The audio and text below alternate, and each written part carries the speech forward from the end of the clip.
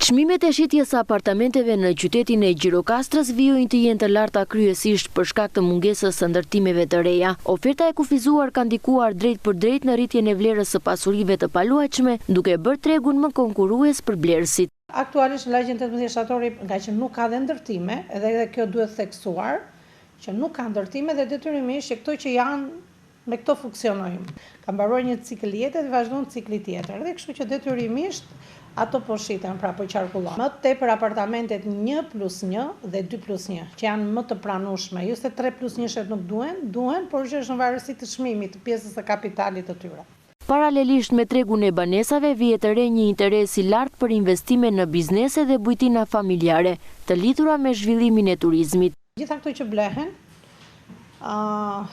janë kthyer në biznes, bujtin, apartament me qera, booking e kështu me radhë, dhe të huaj ka.